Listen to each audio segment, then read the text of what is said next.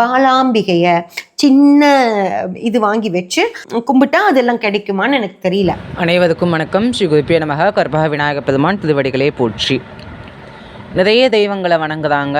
ஆனால் வாழை குமரி தெய்வத்தை வணங்கினா எல்லாமே கிடச்சிடுமா அப்படின்னு நிறைய பேர் கேட்குறாங்க. வாழை குமரி அப்படின்னா என்ன தெய்வம் அப்படின்னு நம்ம புரிஞ்சுக்கணும்.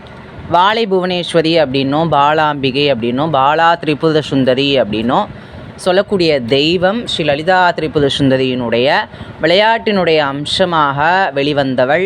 பண்டாசுரனை அழிக்கும் பொருட்டு அவனை வதம் செய்வதற்காக அவனுடைய வதத்திற்கு ஏற்ப சின்னஞ்சிறு பெண் குழந்தையாக காமேஸ்வரனாகிய சிவபெருமானிடத்திலிருந்தும் காமேஸ்வரியாக இருக்கக்கூடிய லலிதாம்பிகையினுடைய அந்த விளையாட்டினுடைய சுரூபமாகவும் அமைந்தவள் தான் நமக்கு வாழை புவனேஸ்வரி அப்படின்னு சொல்லக்கூடிய பாலாம்பிகை.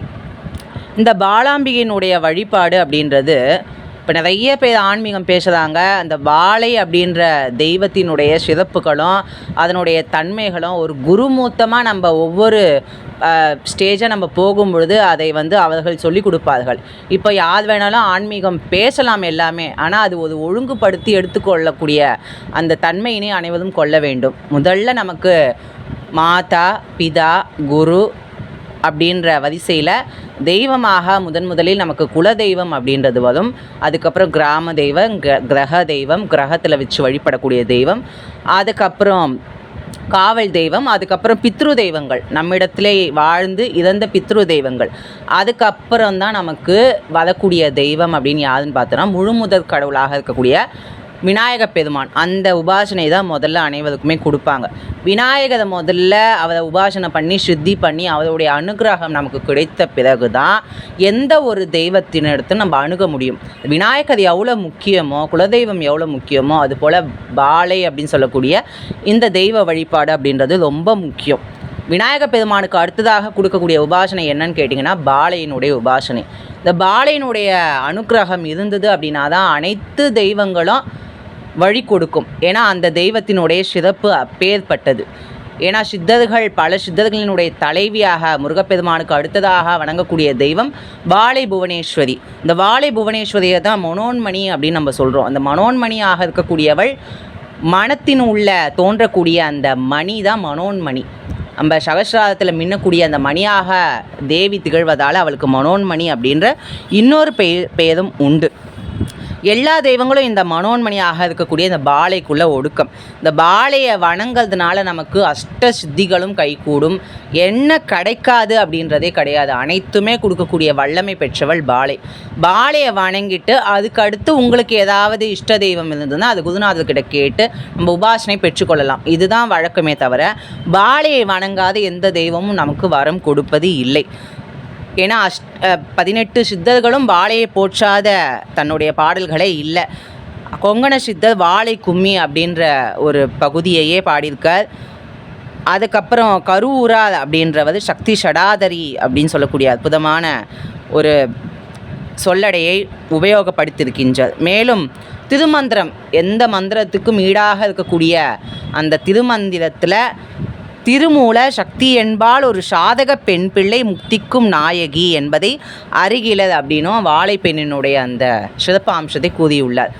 இந்த சித்தர்கள் போற்றுகின்ற அந்த வாழைப்பெண்ணை நம்ம கட்டாயம் வழிபட்டு தான் ஆகணும். ஏன்னா அனைத்து மந்திரங்களும் வாழை அப்படின்னு சொல்லக்கூடிய அந்த ஐம் கிளீம் சௌம் அப்படின்னு சொல்லக்கூடிய மந்திரத்துக்குள்ள ஒடுக்கம்.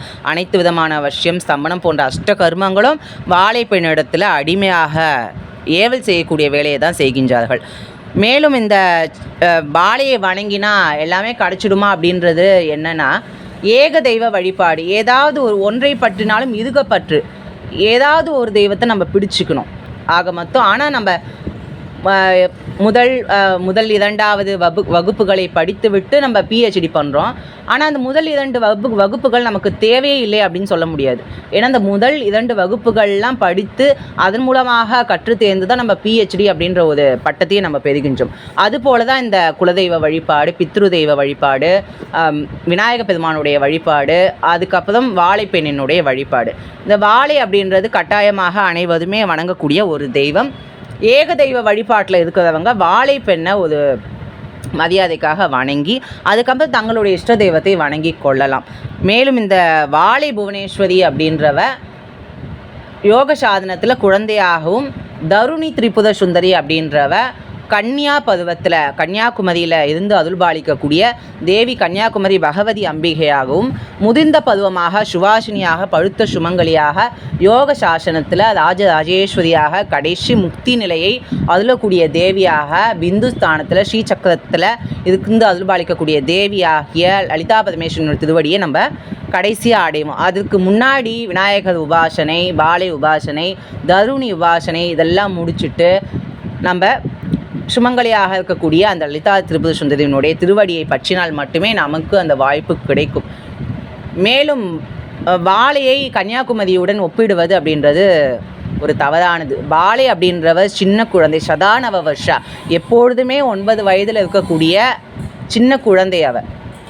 கன்னியாகுமரி அப்படின்றவ குமரி பருவத்தில் தருணியாக இருந்து 16 வயது இளம் பெண்ணாக பானாசுர சம்ஹாரத்திற்காக கன்னியாக இருந்து இன்றும் கன்னியாகவே கன்னியாகுமரி மாவட்டத்தில் இருந்து அருள்பாலிக்கக்கூடிய அன்னை. அதனால் இதையும் அதையும் குழப்பிக்கொள்ள வேண்டாம்.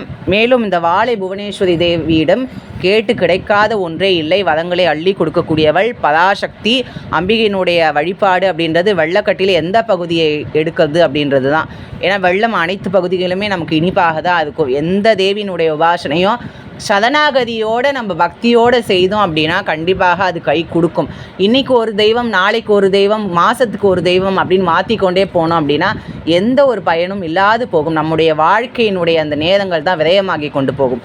ஏதாவது ஒரு தெய்வத்தை கட்டாயமாக நம்ம இஷ்ட தெய்வமாக எடுத்துக்கொண்டு அந்த தெய்வத்தையே கடைசி வரைக்கும், நன்மையாக இருந்தாலும் சரி, துன்பமாக இருந்தாலும் சரி, எந்த விஷயத்திலும் கடைசி வரைக்குமே சரணாகதியிலிருந்து யார் விலகாமல் இருக்கீங்களோ அவங்களுக்கு மட்டுமே யோகம் சித்திக்கும், ஞானம் சித்திக்கும், முக்தி சித்திக்கும், அடுத்த பிறவின்றது இல்லாது போகும்.